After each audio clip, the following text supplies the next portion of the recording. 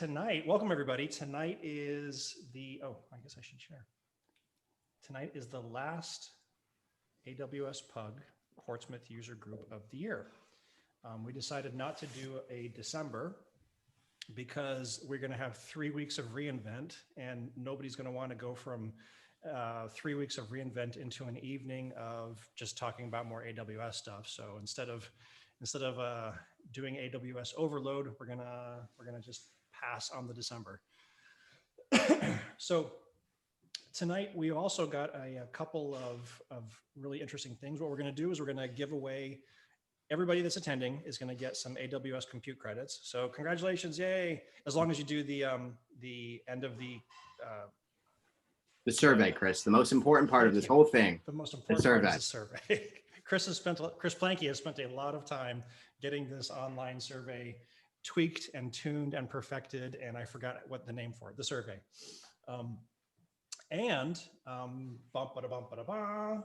We are also, there's a new sponsor in the user group. We are going to be giving away tonight to one person a free 1-year subscription to A Cloud Guru. So thank you very much to A Cloud Guru for that. I'll go back here. So I'm getting a little bit ahead of myself. I'm a little excited. Tonight, Gunnar, who was previously an AWS serverless hero, now an employee of AWS, so we get decaped if we go to the mothership, is going to be talking about building reliable serverless applications. Before we get into that, though, a couple of show notes. Please get in on the conversation. Chat with us on @AWSPug. Feel free to go to awspug.org. On the site, we have the link for the Slack channel and all of the links for the various items of interest to the AWS Portsmouth user group folks. Again, thank you to all of our sponsors, not just A Cloud Guru, but Manning, AWS, O'Reilly, Seaglass, Liberty Mutual, Great Bay, Green Pages, Rubrik, and MongoDB. They've all, at some point or another, been very generous with their time, money, efforts, pizza, beer, or office space. We're very appreciative of their efforts for us. Mr. Planky, would you like to introduce our guest tonight? Yeah, I mean, there's not much to say that you haven't already said. So Gunnar volunteered he actually sent a message out in one of the community leader Slacks saying if anyone wanted him to come present, shoot him a message. And I did. Something I did not know was that he is not in the same time zone as me. So for him right now, it is a little bit past midnight, I believe, maybe almost 1 a.m. And so we are very fortunate that he was willing to join us tonight. Like Chris mentioned, he was a hero when we first started the scheduling for this, and I think he has since migrated to an employee at AWS. So very exciting. I think we've seen a couple of our members become Amazon employees in the past. So love to have that community. His background's here, his Twitter handle's here. I'm not going to eat up any more time. Let's turn it over to you, Gunnar. Right. Thank you very much. Excited to be here. And yeah, it's closing in on 1 a.m., I guess. That's fine. I'm used to this. I was at an event in Australia yesterday, so it's easy to travel these days. You can have an event in Australia one day and in the US the next day. And tomorrow, an event in Sweden. You are a world traveler, sir. I am a globetrotter. Thanks for having me once again. The topic for tonight is building reliable serverless applications. And I want to talk a bit about how we build applications today, because usually the applications we build, they need to scale quickly. They need to reach potentially millions of users. They need to have global availability and manage large amounts of data and so on. But still, we need to have this developer agility. We should release features fast. We should have applications that are secure and so on. But still, we need our applications to be reliable and resilient to failure. And that's a pretty hard equation to manage. So that's what we're going to talk a bit about today.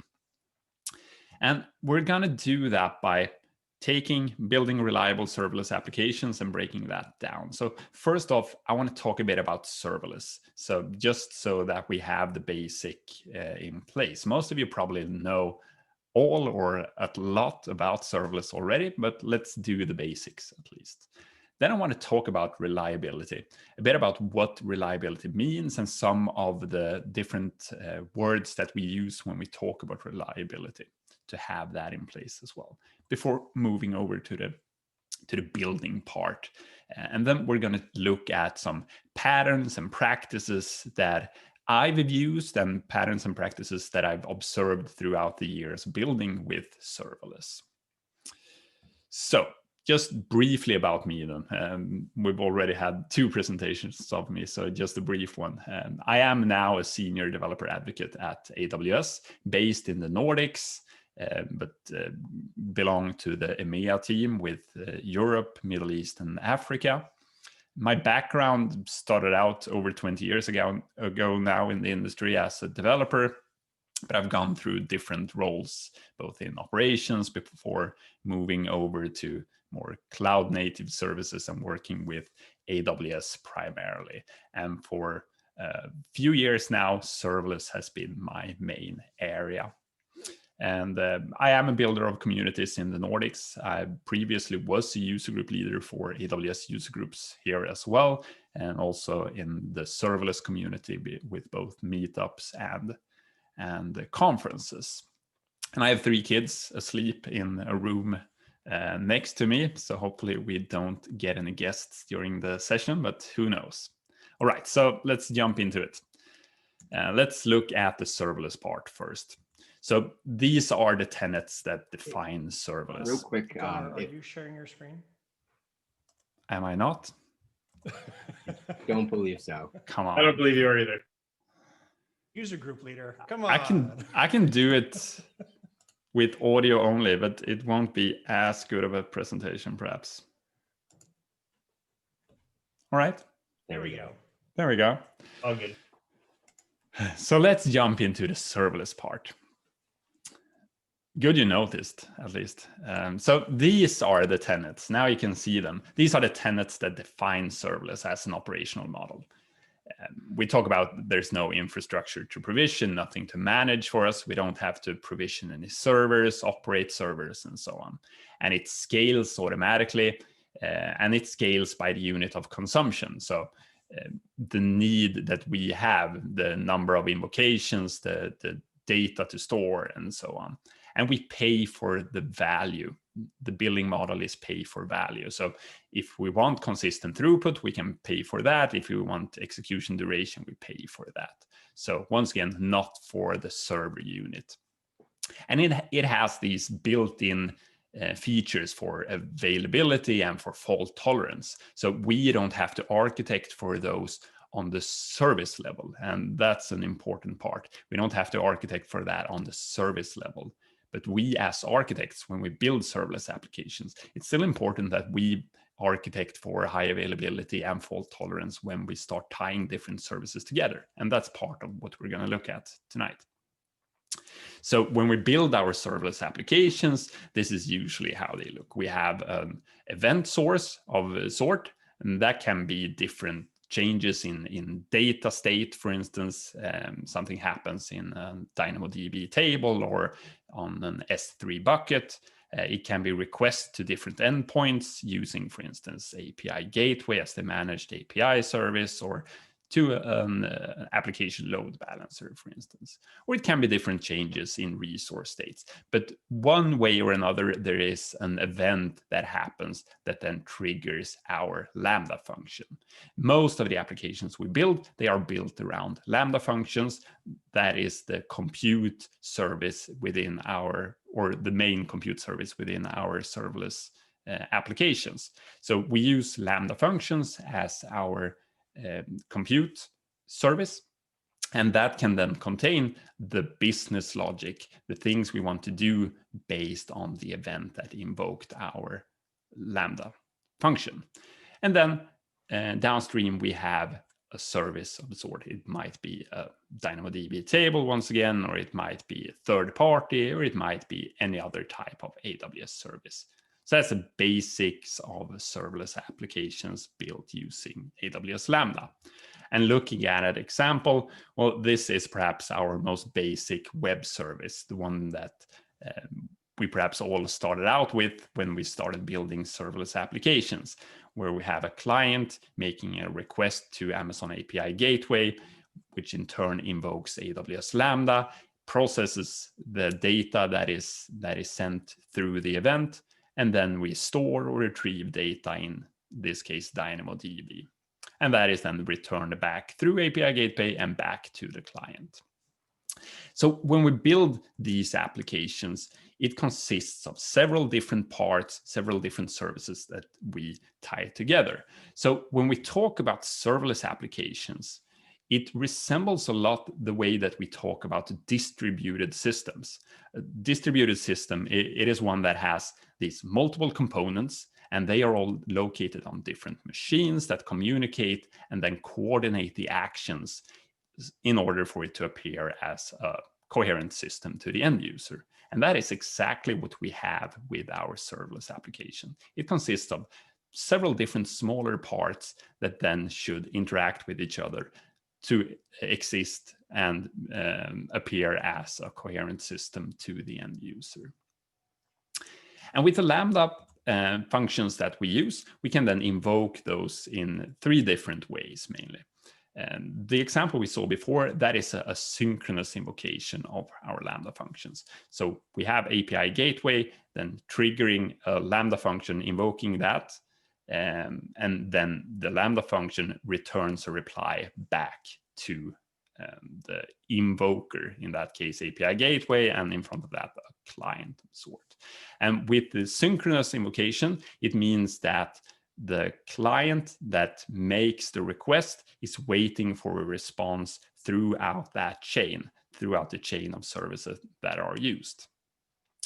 When we talk about asynchronous invocations, that is instead invocations that where Lambda queues the event for processing and then returns a response immediately to the invoker.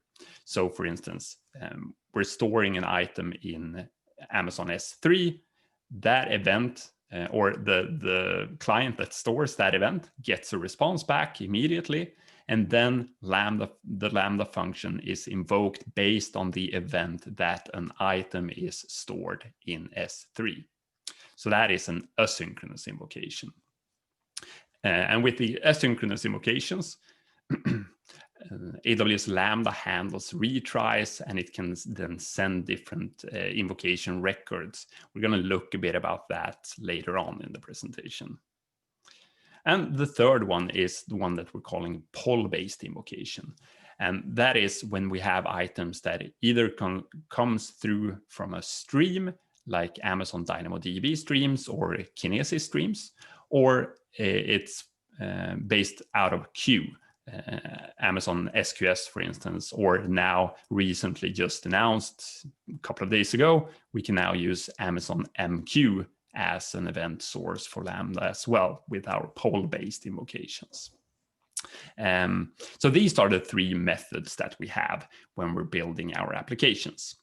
So when we want to build an application and we want it to be reliable, it's important to start thinking about how we want to integrate our applications already from the beginning. Think about if we want to build applications or services that work synchronously, mainly API-based services, or asynchronously, that are more event-driven. We can have asynchronous APIs as well, but in general, it holds true that the API-based ones are synchronous invocations. And there are a few differences between building applications that are synchronous and asynchronous, or services that are synchronous and asynchronous. For instance, we have, when we talk about the scalability, for instance, when we have asynchronous applications, they can scale nearly infinitely based upon that, since we don't have to wait for a response before the entire chain of processes happen within our application. It means that we don't have to wait for every single service to do its purpose, meaning that it's easier to scale that application. With our applications that are synchronous, instead, it is more important that scalability we need to consider scalability throughout the chain of the application in another way. When we talk about latency, it differs as well, because on a synchronous application, it can have very low latency. Think about calling an API, a Lambda function is invoked and processes data of some sort, perhaps using a downstream service, and then replying back. That can have very low latency for the client. When we're talking about an asynchronous service, well, perhaps it means that events need to process as they are queued, as they are stored, and so on, meaning that latency can be a bit higher. We're storing events in a queue, we're getting a quick reply back to the client that's storing the event, but then before that event is processed throughout the queue, the latency might be higher. But very often we think about using these synchronous services first because of latency, but thinking about what type of latency we actually need is a really important design decision when we're designing our application, because it's quite common that we really don't need that low latency, even though we perhaps believe that that's the case. So think about what kind of latency do you need? How quickly do you need items to be processed, for instance, within your application? All right, so that was really quick just around serverless and how we generally talk about serverless applications. We use AWS Lambda as the compute service within our serverless applications. We also have AWS Fargate as an option if we want to build services that are more container-based. But AWS Lambda is the main compute service within our serverless applications. So moving on then to talking a bit about reliability. Hey, Gunnar, can I ask actually just a quick question about that? For sure. So when talking synchronous versus async, are there certain things that we should consider in regards to retry logic and things like that? Or is that something maybe we're covering later on? Yeah, that's definitely things that are important in regards to retry logic. And I do have some more information about that later on. Okay. So hopefully I'll be able to cover exactly what you're thinking about now. But there are definitely some considerations to do around retry and sync async. Awesome. I'll hold my breath until we get to that section then. Thank you. Cool.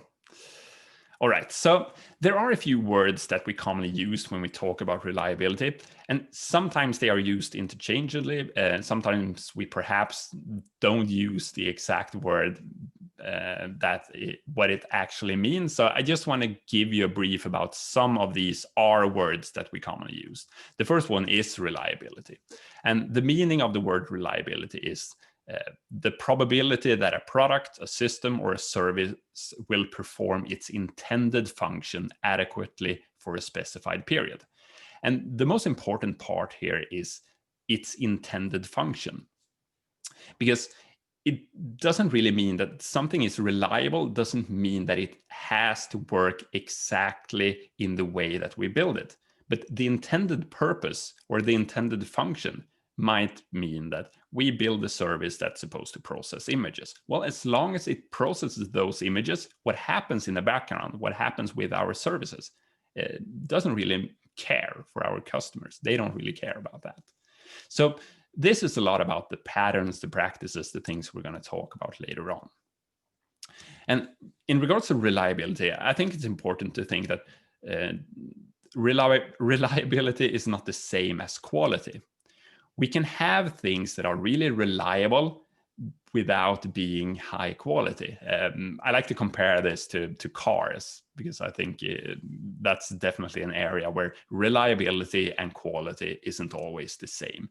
We can have these high quality, quite expensive cars, but they don't have to be more reliable than a cheaper brand car, for instance. Its intended purpose, well, get us from point A to point B. That's the intended purpose with a car in general. Another word that we use quite a lot is robustness. And robustness is the ability of a computer system to cope with errors during execution. And when we talk about services that are robust, well, AWS Lambda is a service that is definitely robust because we can use AWS Lambda and there can be errors during execution, but we don't really need to care about that because that's part of what AWS does. They take care of AWS Lambda for it to work and to cope with those errors during execution. So robustness, well, it means that the service, the computer system, it should cope with those types of errors that happen. So we want to build systems that are robust so that they are able to cope with errors when our users use them.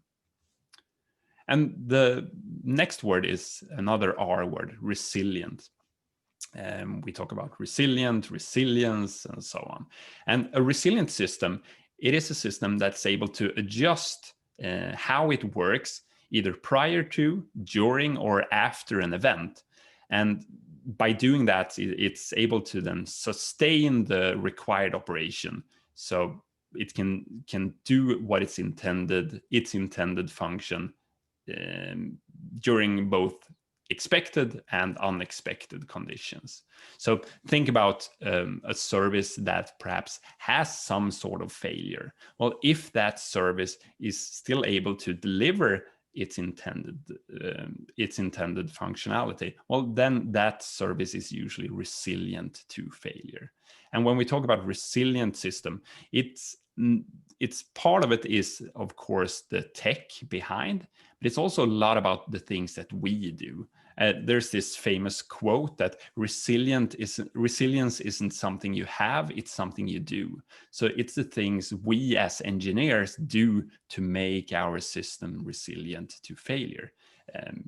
Talking both about the things we do when we build the system, but also when we operate the system to make the system work in a resilient fashion.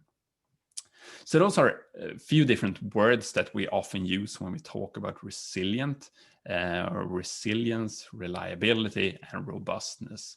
And using those words, well, I guess it doesn't affect the way that we build our application, but knowing what they mean might perhaps make it easier to talk about reliability and resilience with others. So now on to perhaps the main part of the presentation, the building part. We've looked at what serverless is, basically how we build basic serverless services. Now let's look at some of these patterns, practices that I use and I see others use when building serverless applications. And for me, one of the key things when I want to build a serverless application, or any type of application generally, is this. I don't ask what happens if a system fails. I ask what happens when a system fails. Because we have to admit that failure happens all the time in most applications, most services that we build. So starting to look at an application from the failure angle, I think that's a good way to be able to think about what type of issues might we have in these applications. So ask what happens when the application fails. Right. So let's jump into a few of the patterns and practices then. The first one is decoupling of architectures. When we talk about architectures, we talk generally about either loosely coupled systems or tightly coupled systems. And a loosely coupled system, it's one where each of the components within our service or in our system, be it microservices or any type of service within our application, these have little or no knowledge about the other separate components. So they are all able to work separately from each other.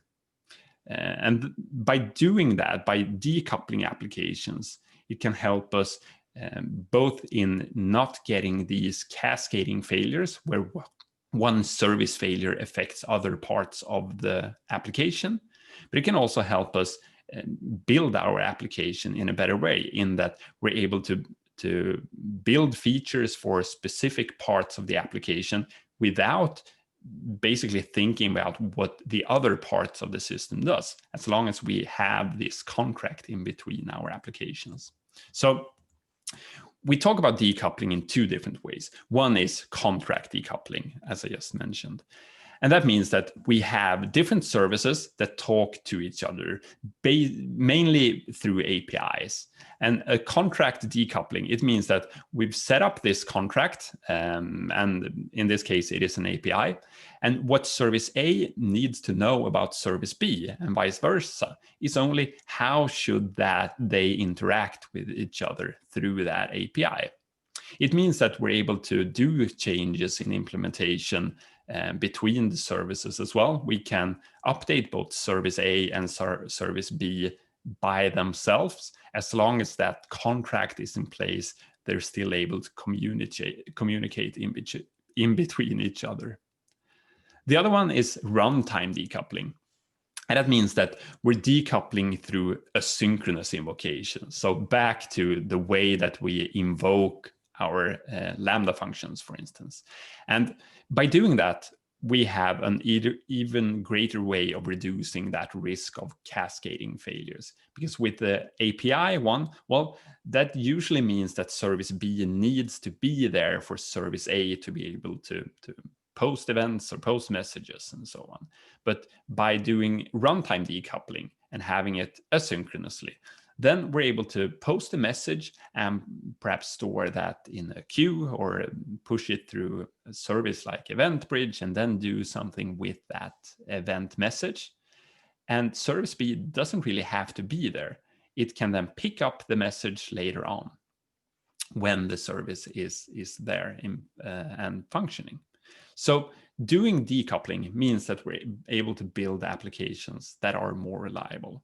So simple example of that, for instance, is that we have something upstream. It might be a client, it might be another service, and that is posting a message to a queue, in this case using Amazon Simple Queue Service, SQS. And then we have a Lambda function that is invoked based on the message that is stored in that queue. Does something with the message, for instance, store data in DynamoDB. The upstream service, well, it gets a reply back from SQS that we have stored the message. That's all that the upstream service needs to know. And AWS Lambda, it will take the message and process it as it's able to do. So that is an easy way of decoupling. Another example is by using Amazon EventBridge in this case. We can then post a message to Amazon EventBridge, and this can also be any type of upstream service. It might be a third party, a SaaS integration, for instance, using EventBridge. We have a ticketing system or something like that. A ticket is created, a message is then, or an event is then pushed through EventBridge, and we're able to fan that out then to, in this case, AWS step functions. We're invoking a Lambda function, but we're also storing it in SQS in this case. And then a Lambda function is able to pick up that message. So these are two examples of how we're decoupling architectures and comparing that to our synchronous applications where the downstream services needs to be there in place. Well, this gives us a whole lot more reliability, but also opens up a lot of other opportunities for how to work with our applications. Event-driven architectures is definitely one thing that is an interesting way of building applications that is becoming more and more common. We're not going to go into deep on that subject now, but this is mainly starting to look at more the events that happen in our application than the commands that we perhaps build applications with otherwise. Save user is a command. User saved is an event, for instance. All right, so next then, we have error and retry, Chris. So what we want to do is, as much as possible, let AWS handle errors and retries. We're used to, when we're building, to handle errors and retries within our code. So this might be different errors, exceptions, timeouts, out of memory, throttling errors, and so on. And many of the AWS services, they have functionality to handle errors and retries. So as much as possible, use those, because that means several things. It means that you don't have to build the logic for doing the error handling and the retries, which if you've done it, it is a lot of work to get that working correctly. But it also means that you can trust the services to do the error handling in the way that it's intended to do, which mainly follows best practices. So an example, for instance, we have, in this case, Amazon Kinesis, a stream which invokes a Lambda function. We're supposed to store something in an S3 bucket based on the event payload that is sent to AWS Lambda. Well, something happens, we have an error, so we're unable to store that message or store that object in S3. Well, then we can instead fail up the stack. So we're avoiding catching the errors within our Lambda function.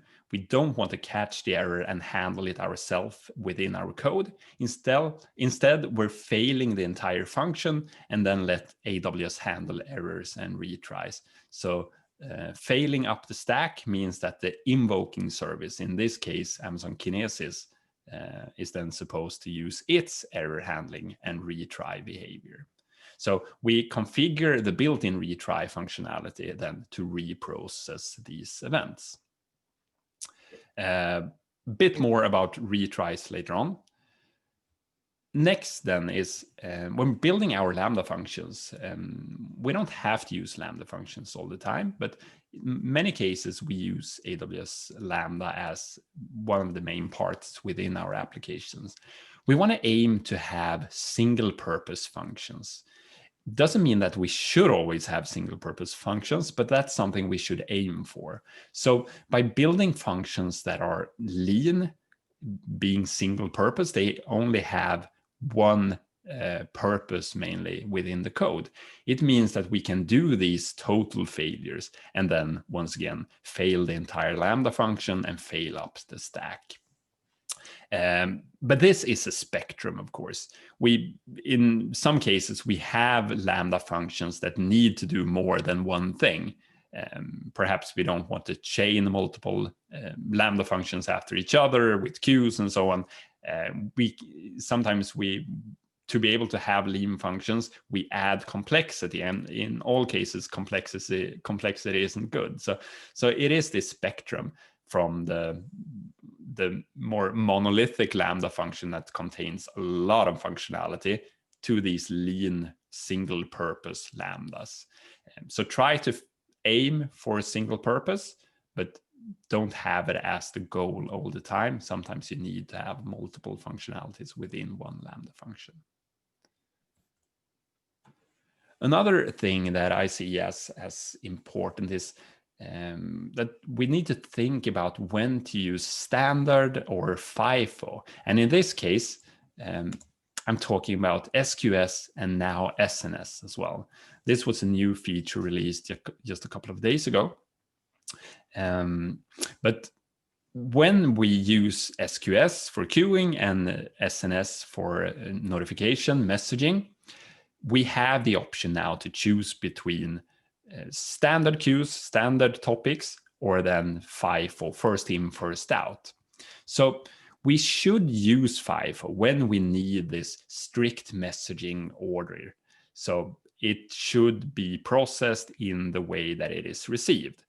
Message 1, message 2, message 3, and so on. Then we should use FIFO. Or if we need to have only once message processing, that the message should be processed once and only once. If we have either or both of those requirements, then we should use FIFO. Otherwise, well, perhaps not. Then we can stick with standard. Because when using standard, we have a bigger message throughput. For SQS, for instance, the message throughput in a standard SQS queue, it is nearly unlimited. But when we're using FIFO, then it is limited to 3,000 transactions per second. So we shouldn't choose FIFO queues just because it's perhaps a better feature within the service. We should use it when we actually need it. And the same with SNS. The publish API for FIFO topics is 300 transactions per second or 10 megabytes per second. But with our standard topics, it can be up to 30,000 transactions per second. So that's a quite big difference. So if we don't have the need for strict message ordering, or don't have the need for only once message processing, we don't need to use FIFO. All right, so then back to retry behavior. Retry behavior or retries, it is a really vital part of any distributed system. And as I said before, when we don't have to build that logic, it is good. So, but there are quite a few things to keep in mind regarding retries. And one is that events can be delivered more than once. So when we have retries of events, for instance, they can be delivered to the downstream service more than once. So we often talk about operations that are idempotent, meaning that the operation that we build, for instance, in our Lambda functions, it should be able to be repeated multiple times and always then provide the same result. So for instance, have an operation that sets a user account to active. Well, run that multiple times, it should still only be able to set it to active, of course. Or if we need to create a record in a database or in a table, well, then we perhaps need to check if the record is in place before we create it, so that it isn't created twice because the message is processed twice. When we instead have a process that should add money to a bank account, well, then we perhaps need to think about exactly how that's supposed to work for it to be idempotent. So it doesn't get processed twice and we end up adding twice the amount of money to that bank account. So a few things about retries then. Because as Chris said before, it differs between the way we invoke our Lambda functions.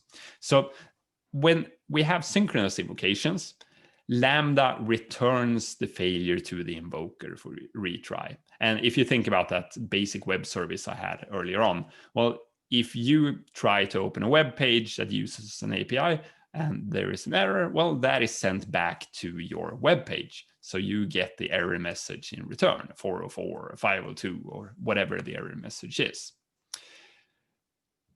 When we have a synchronous invocation, Lambda will retry the function error twice in those cases. So if there is an error, it will retry twice. And this can be up to 6 hours. So this is something that doesn't happen straight away all the time. You can't count on it happening straight away. And when we have the poll-based ones, in this case, for instance, the one that reads from streams. So it reads from DynamoDB streams or Kinesis streams. It will retry the entire batch of items. So even if you have a batch containing 10 items that is sent to Lambda, it will retry that entire batch. There are features within both Kinesis and DynamoDB that can help you control this retry behavior. For instance, there is a feature called bisect on function error, meaning that you can break that batch of items into two. So when it returns an error, and then you can just retry them separately instead. You can also set the maximum record age and the maximum retry attempts. So how many times it's supposed to retry these batches as well. And the age can be anything from 60 seconds up to 7 days. And the retry attempts can be up to 10,000. So these are values that are important to check and try to find the correct ones for your use case. And then you can use something called destination on failure as well. So when data in your batch reaches this maximum retry attempts or maximum record age, you can then send the metadata to a destination so you can investigate that. For instance, an SQS queue or an SNS topic. Oh, strange. All right. If you have a poll-based one that reads from queues, reads from SQS, for instance, or Amazon MQ, it will then return the message back to the queue, and it will do that up to 1,000 times for retry. So it will try, and it will send it back to the queue, and then retry again. And you're able to control this as well by setting the visibility of the message on the queue. So you're able to control how quickly it's supposed to retry that message after a failure. And then we have the SDK one, which was already visible. And the retry behavior there, it differs between different runtimes and it differs between different services. So this is something that I always recommend to check when you're building something, depending on the runtime you're using and what services, to check out how the retry behavior works, because there are a lot of services and there are a lot of runtimes. And then a last note on retries is to beware of the retry storm. And retry storm means that when we have this retry behavior, we have a failure and we start retrying. Well, if the downstream service has an issue, meaning that we get errors because there is an issue, if we start retrying over and over again, and then we spin up more Lambda functions, retrying, we can potentially drown that downstream service. It's one thing if it's another AWS service, perhaps, but if it's a third party, well, it's not always the case that even though you're building something that is serverless, that their service is serverless. It might be an instance-based service that is being throttled quite a lot because you are retrying over and over again. So, and that brings us to the next one, a way of avoiding this retry storm, and that is to make use of the circuit breaker pattern.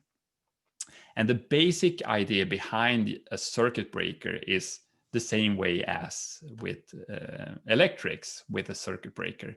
So we have this protection function call, in this case within our Lambda function, a call to a third party, for instance. And we monitor that for failure. So when we have failures with the calls to that downstream service, we can then reach a certain threshold, and then we can break that circuit breaker, or we can trip that circuit breaker. So we're able to open it and then stop further calls to the downstream service. And by doing that, we're able to then avoid that retry storm. So let's look at how that can work. In this case, we have this synchronous service where a client calls API gateway, invokes Lambda function, and then uses some sort of downstream service. It might be another AWS service, but of course, most commonly for these use cases is to have a third party. Think about a third party API you're using for some sort of functionality within your application. Well, if this downstream service isn't really reliable, every now and then they have issues, meaning that your service doesn't work as intended because you can't reach that downstream service. We need to build a way to then still have our users happy, but with the downstream service not working. So then we're adding this circuit breaker. And everything you're seeing in that box, it's within that Lambda function in this case. But we have this protected call to the downstream service, and that's what we call the circuit breaker then. And when the downstream service isn't working as intended, well, then we're able to first off count the number of errors. So we can set up thresholds for when the circuit breaker should trip.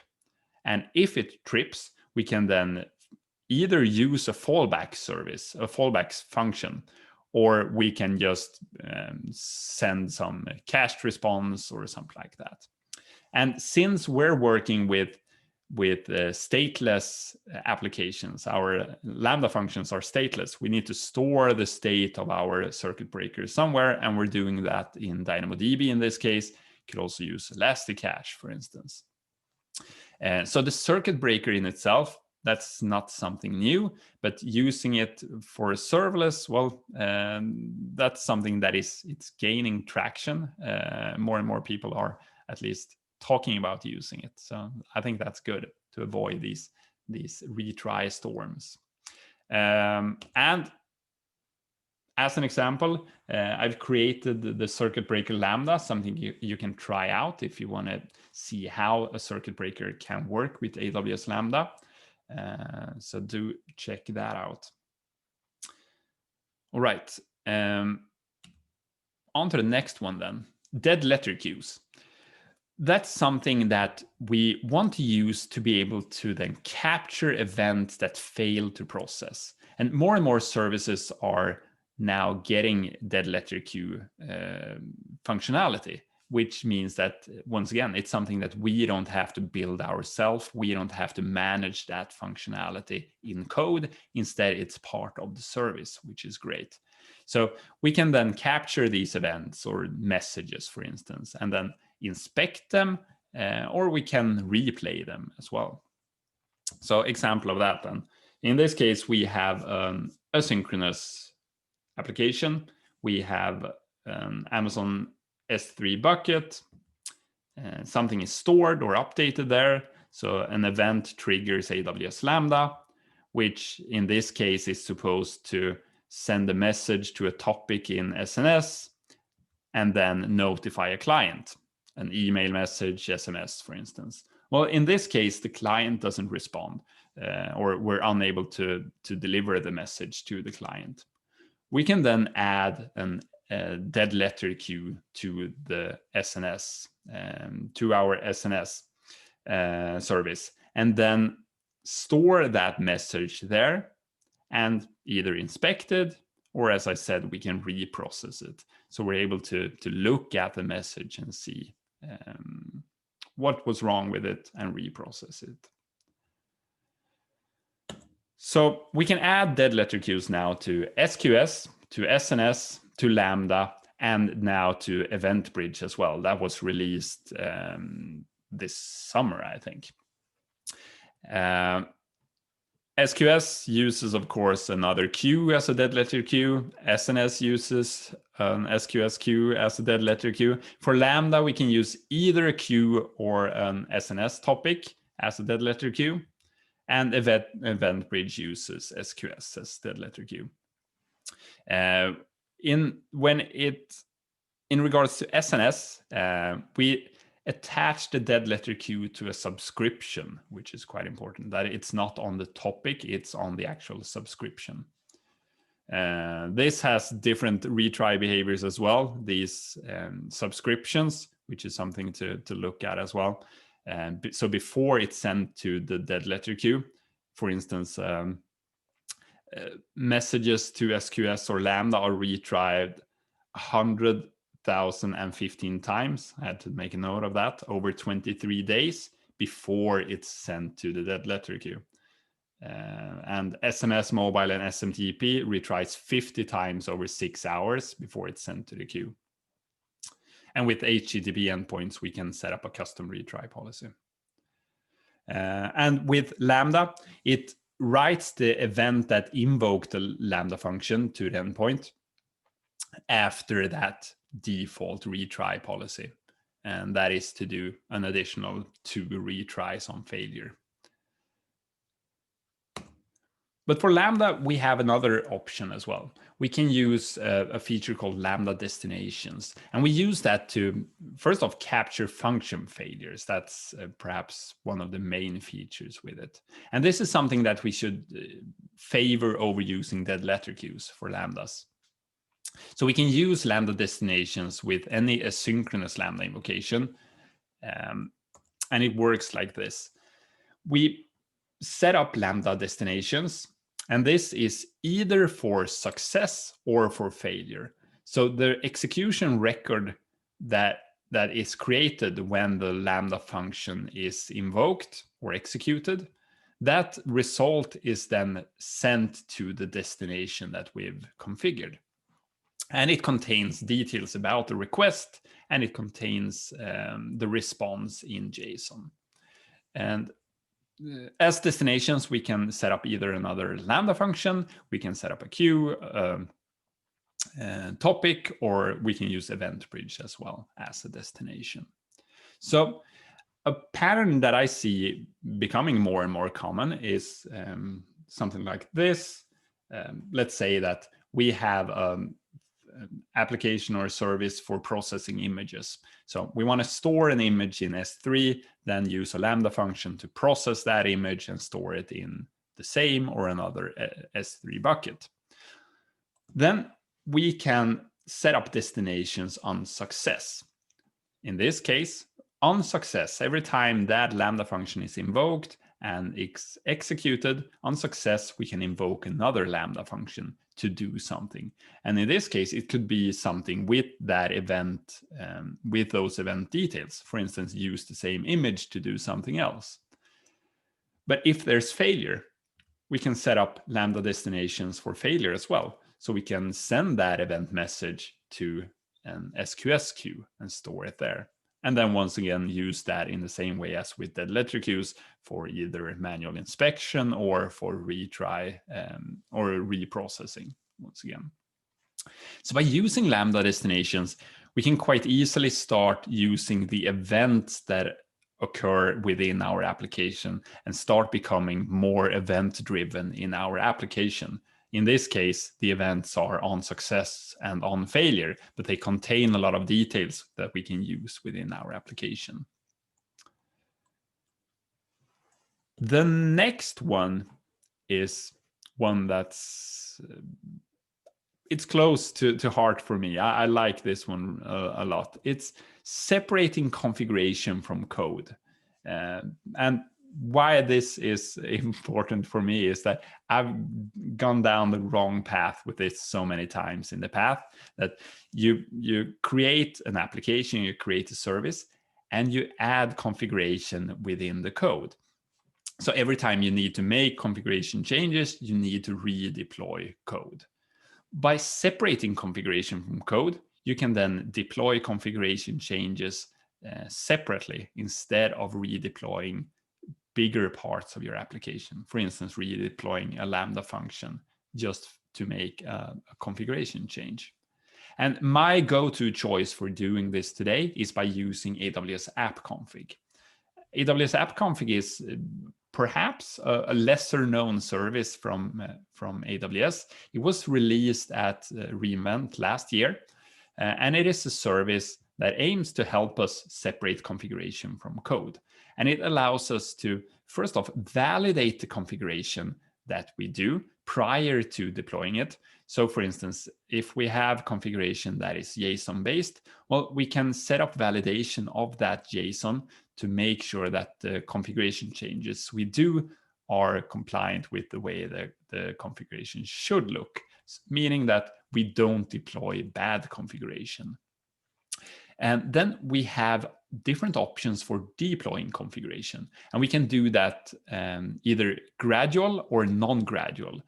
So we have different strategies we can set up how to do that, the deployment of our configuration, meaning that we're able to roll out configuration to smaller parts of Lambda invocations, for instance. So we can roll out new configuration to 5% of invocations, and then over time roll out to all invocations.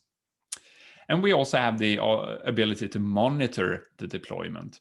So we roll out new configuration, then we monitor the application. We've set up CloudWatch alarms, and if they are triggered, we can then roll back that configuration. So it's an easy way for us, more or less in the same way as we perhaps do with our CI/CD pipelines today. When we do deployments, we set up alarms and we monitor those deployments. But this is specifically for configuration, so rolling back that if needed. So this is something that I've started using more and more, and I try to get everyone to start using. And I'm not sure if you've seen the release of AWS Lambda extensions that was recently. Lambda extensions is a way to perhaps more easily integrate with other services with Lambda. Some examples we saw early on were for monitoring observability, but also for AWS app config, which made it a lot easier to use app config with our Lambda functions. So separate configuration from code. A lot of issues that I have seen throughout the years with deployment is just because we want to deploy different configuration and we deploy things that break the application in one way or another. And then we have a new feature for EventBridge, archive and replay. This is brand new. I think it was Monday it was released. I think so. But this is a new feature for EventBridge that is definitely something that customers have asked for, a way to store the events that pass through Amazon EventBridge. Once again, strange animation. All right. So what we can do is we can create an archive of events within Amazon EventBridge. Events that are published to a specific event bus can then be stored within that archive, meaning that the events that our application uses can be stored either indefinitely or up to a specific retention period. And by storing those, we're able to then use the events again by replaying them. So the events we've stored can be replayed to either all of the rules we've defined within EventBridge or to specific rules within EventBridge. And what we've seen people do is to use this as a way to either reprocess events. Think about you have an application doing something specific, and then you add a new feature to that. By reprocessing events that you've previously passed through your application, you're perhaps able to update users with this new feature. You're able to add additional data to that new feature, for instance. But also in case of failures for this reliability within your application. We're able to have, for instance, service failures. We don't lose the events that has passed through our system. Instead, we're archiving them. And when we've fixed the issue with the application, we're able to replay those specific events to make sure that we have integrity of data within our application. And this works with all the events that we process through EventBridge. So either from other parts of our application, from SaaS integrations and so on. And a cool thing about it is that the event throughput isn't affected when doing replays. There's allocated throughput specifically for replays within EventBridge as well. And then fallbacks. Fallbacks is something that a lot of people use, and fallbacks are great. Fallbacks is, call it a contingency option, something that we take when the preferred choice is unavailable. For instance, service A, our downstream service A is unavailable. Instead, we'll push traffic to service B. Looking at this from a well-architected angle, from the well-architected framework, this is considered an anti-pattern. Because I'd say that the main reason perhaps is that of latent bugs. If we use service B as a fallback option only, well, it means that we can't really trust it to work as intended because we don't use it regularly. Fallback code runs less often, so it's harder to test as well. So looking at it in the reliability of the well-architected framework, it says that Such attempts at a completely different mechanism to try to achieve the same result are called fallback behavior and are an anti-pattern to be avoided. So fallbacks can be used if they're used regularly. For instance, something that you constantly switch between, but having fallbacks that are used only in case of failures, well, it means that you might get an even bigger failure because the fallback service doesn't work as intended. There are really good use cases for when fallbacks are working. A great example is Netflix. They use fallbacks quite a lot within their very large distributed system. But the way that they make that work is through the next topic, and that is chaos engineering. So they use chaos engineering to be able to find weaknesses in their system. So they inject failure to the system to force these fallbacks to be in play, to be able to stop using service A and instead use service B. And they do this regularly. And that's something that, once again, the well-architected framework says. Chaos engineering is something that we should use for our applications because it allows us to then verify how our application behaves. So chaos engineering, that's an area that I've worked quite a lot with for the last few years as a way to then gain that confidence in how the application behaves. So let me just show you, if you don't know what chaos engineering is, how we can use that as a way to build reliability. In this case, very simple architecture. Once again, a web service, a client calls an API gateway. We have two different Lambda functions. One retrieves or stores data in S3, one retrieves or stores data in DynamoDB. So what we can do then with chaos engineering is create experiments to test how the application behaves. Remember what I said early on, that we should think about how our application, what happens to our application when it fails. And chaos experiments is a way to do that, to test that behavior. So for instance, we can add latency to our application. By adding latency, we're able to test our timeout values. We're able to see what happens to the downstream services and so on if things take longer than it normally does. We can inject different type of errors, both to services or to our Lambda functions, to test the behavior. How does our application behave if it returns an error instead of the normal 200 response, for instance? We can create exceptions within our code. We can, if we're using disk space, the temp space within our AWS Lambda functions, we can fill the disk space. We can test how the application behaves then.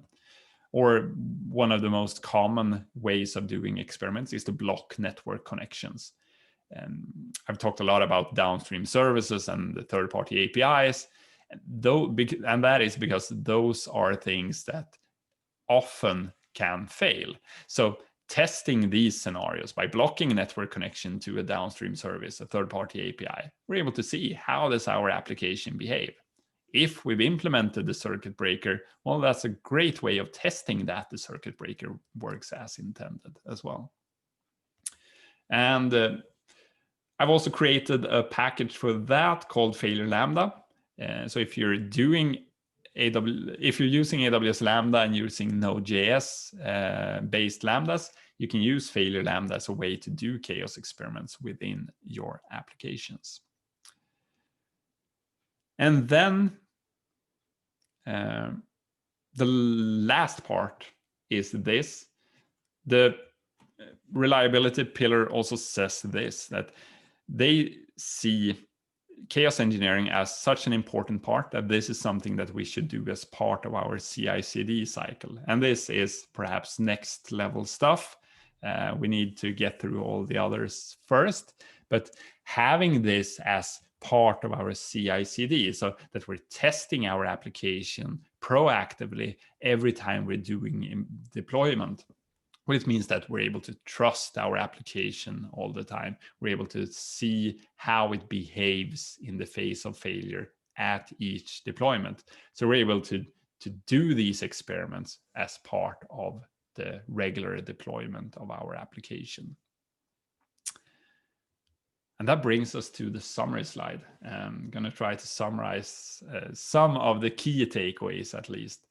I think this is important, that resilience isn't something that you have, it's something that you do. So the things we do to make our application resilient to failure, and that stretches from the patterns and practices to the things we do to observe and monitor our application, the different practices around that. Try to decouple architectures, choose asynchronous if possible, so that each part of your application is more or less unaware about the different parts of the entire application. Let AWS handle errors and retries as much as possible.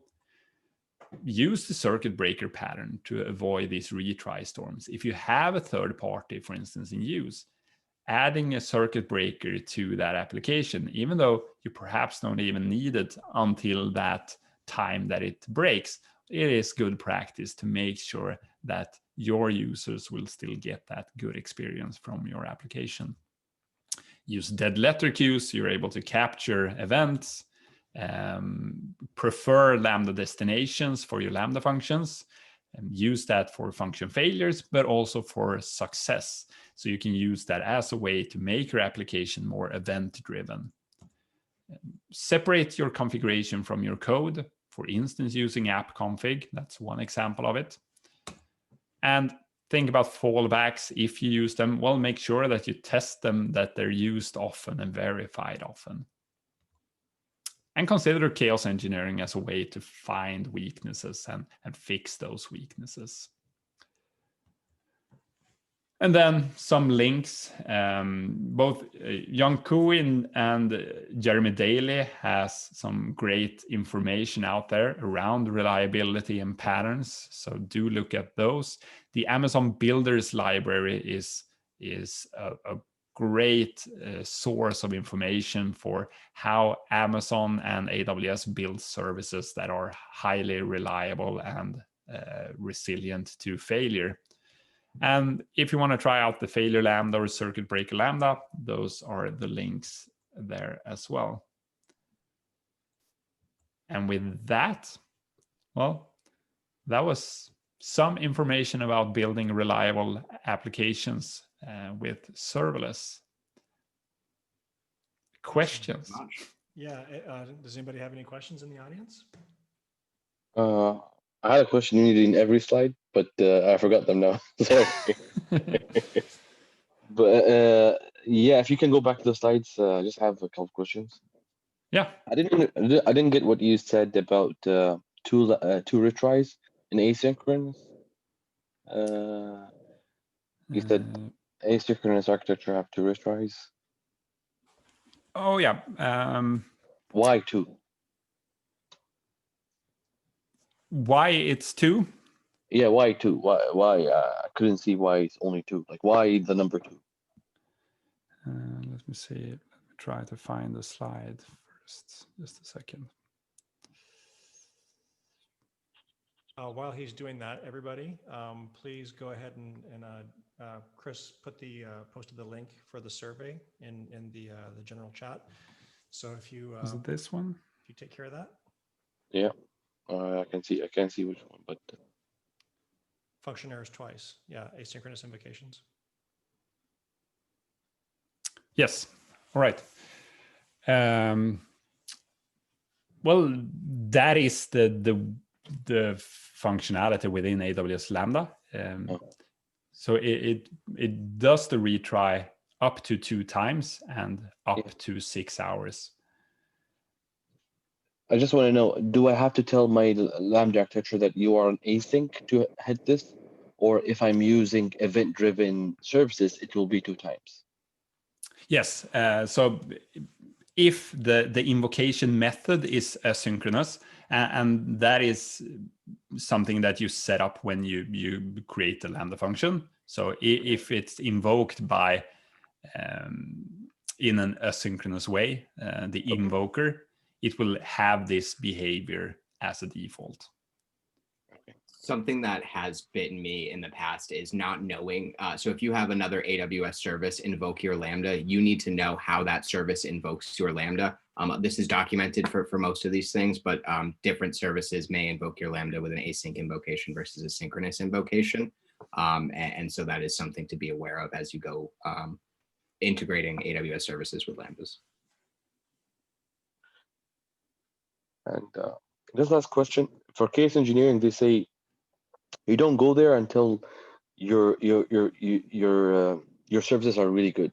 Like you're following all the best practices and everything is good. Is this recommended, or you can start doing case engineering even while you're developing? I'd say that the last part, having it as part of your CI/CD, that's something that perhaps is when you have everything else in place. But starting to do chaos engineering experiments, basically creating failure injection to test parts of your service, that's something you can do early on. And I tend to do that early on. So when I build a serverless application, the different techniques or patterns, practices I use to make it reliable, I want to make sure that they work. For instance, to test the retry behavior, to test if I use fallback or if I use the circuit breaker. And the easiest way to test, well, it is to create these chaos engineering experiments, in my opinion, at least. So I tend to do it early on. Some say that you should wait until you have a lot of things in place, but to me, it doesn't make sense. You can start doing it early on.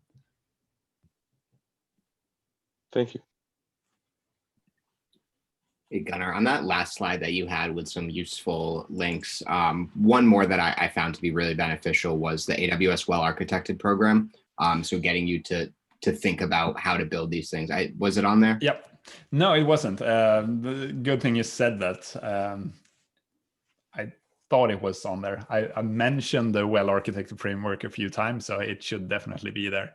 And there is so much good information in the well-architected framework, and especially on this topic with the reliability pillar. It talks a lot about the different ways that you should think when building applications to make them as reliable as possible. But the other pillars, they apply, of course, as well to on other topics, perhaps. Then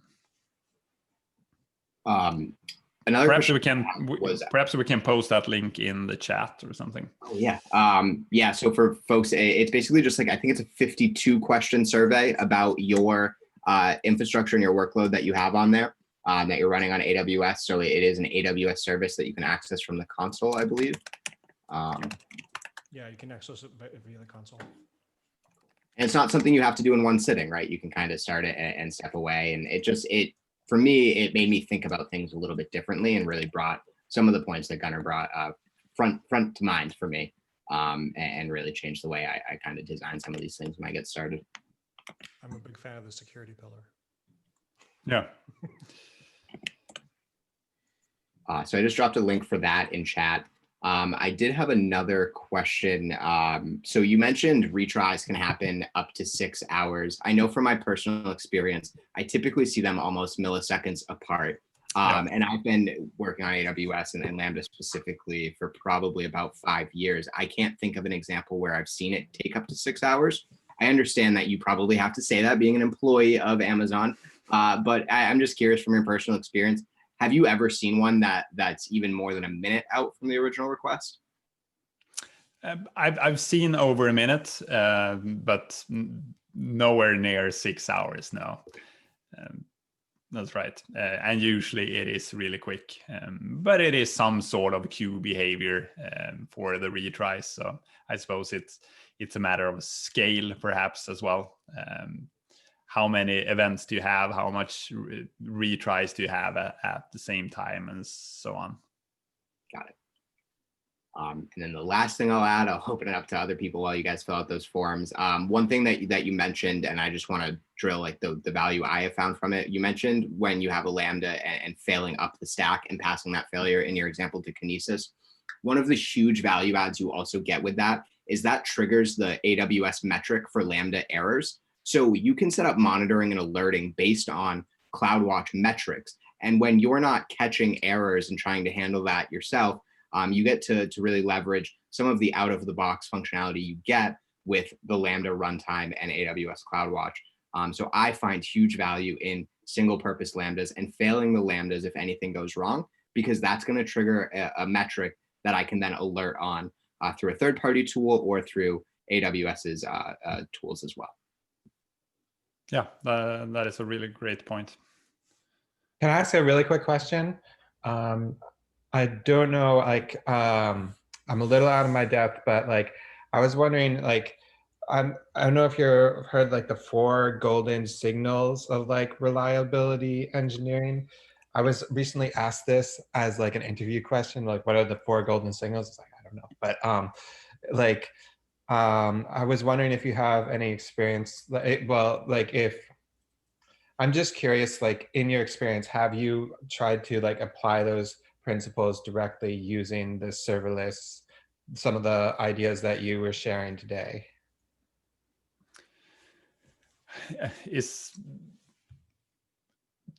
To be honest, I don't think I know those. They're probably part of the SRE movement, I suppose. I just Googled it: latency, traffic, errors, and saturation. Yeah. They are from the SRE movement. You're right. Yeah. Yeah. So I suppose several of them are covered with some of the patterns and practices we've talked about here, but not all. So you weren't able to answer the question, I suppose then. Yeah, I was like, I said the same thing. It's like, so SRE, that stands for Site Reliability Engineering. Yeah. Can I ask just one last question? Sorry for asking more questions. Oh yeah, go ahead. The app config stuff. So let's say I have a Lambda and it comes with like a security group. It comes with like a bunch of configuration around it. I just can't picture how can I remove the config out. Let's say I'm deploying using the serverless framework or using a SAM file. Yep. How can I limit out the configuration and use app config? I just can't visualize it. Sorry. No, that's fine. How much time do you have? I can show an example if you wish. I mean, we've got plenty of time, but it's late in the evening for you, Gunnar. I want to. Yeah, sorry. I really feel sorry for you. No worries. It's time to wake the kids soon. Go to school, so that's fine. Let me just find maybe this.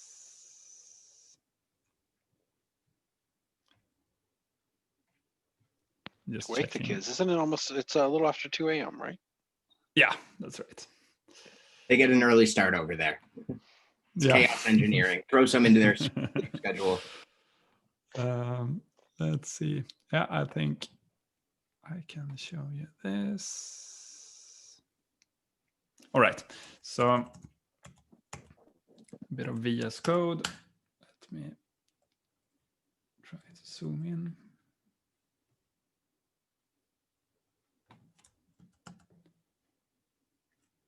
Here we go. Is that big enough? Oops. Yeah, it looks good. Thank you. All right. So this is a really basic example, but in this case, so we have a Lambda function consists of this app.js file, and I'm using app config in this case to fetch configuration. And the configuration in this case is basically an option if it's enabled or not to give different output. So in this case, if I set my configuration to true, it should use this output message, else it should use this output message. And let me just show you in app config as well.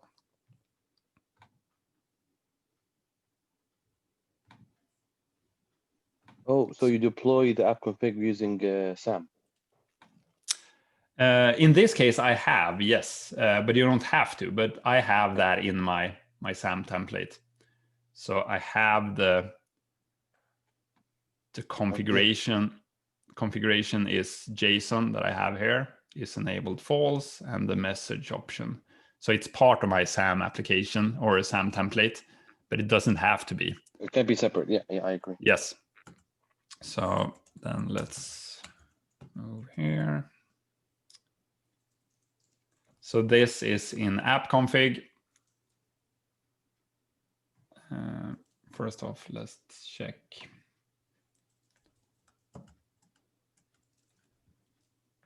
That should hopefully be the one. All right, so right now it's set to false and it's responding with hello from Lambda. And in app config, I can then update my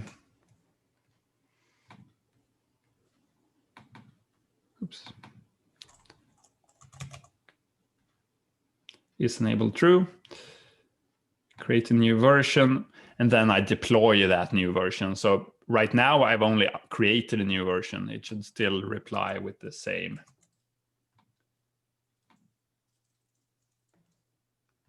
Hello. So let's deploy it, version number 2. And these are the strategies that I talked about before, but let's do that one. So it will deploy to all Lambda invocations. Otherwise, I could use a percentage.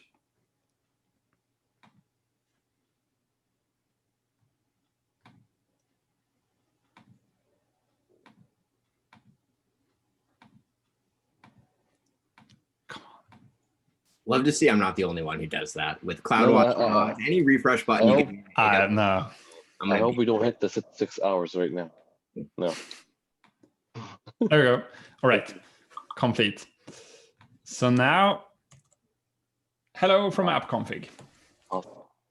So the configuration is stored in app config. I'm calling the configuration. And based on that configuration, in this case, the Boolean true false, I'm able to change an option within the application. So think of this as not configuration that you have for users, the user configuration, perhaps that's probably stored in DynamoDB or something else, but this is application configuration, enabling, disabling features within the application, for instance, or setting, let's say that you're using, once again, a third-party API, the URL string or any other type of secure string or something like that you need to be able to call that API. Well, instead of having that as code or having that in an environment variable or even in a parameter store, you can have that through app config, because then you're able to roll out that configuration in a more secure way. So that's an example. And by using this with, in this case, with Lambda extensions, it means that the code I need to have to be able to use it, it is basically just a call to a URL. And as you can see, it's localhost, because everything is handled by that Lambda extension for app config. So it's really easy to use it with my Lambda function. And the Lambda extension also has caching, so you don't have to call and fetch the configuration on each invocation, which might affect the invocation time as well. So app config, it's really great. Yeah, thank you for the example. Yeah. All right, let's let Gunnar get some sleep. All right.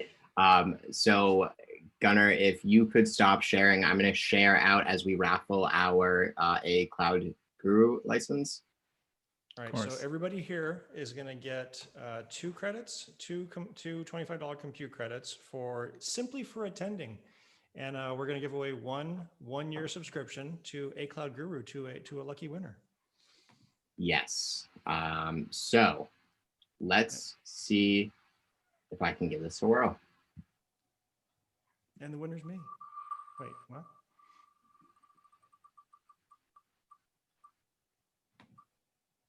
$17. Cheers. Woo. You guys hear that? All right, cool. Oh, this is a kind of a generic email, but Steve with some zeros in it. I'm not going to give away your whole email address. If you do not have a Cloud Guru license, you were the winner tonight. We will be emailing you. I will send you an email first to confirm, that you're interested and you don't have a license, and then we'll send you over the code. If we do need to, if for any reason Steve with the zeros does not want his license, we will just re-raffle it and communicate with that winner. Like Chris said, we will be sending 2 $25 credits to all of the participants who filled out the survey. Thank you for joining. And a special thanks to Gunnar for making this work out on such a early time for him. A phenomenal content. I think we gave links to his Twitter. We'll have these slides. Is that correct, Gunnar? Yeah, I'll share them tomorrow, perhaps. No rush. Yeah, absolutely no rush. We're going to get this up on YouTube as well, and we'll share that link out once we have it.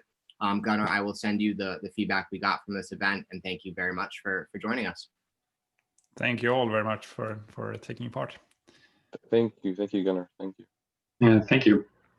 I went to Twitter and I saw your kids in your Twitter handle, so they look really beautiful.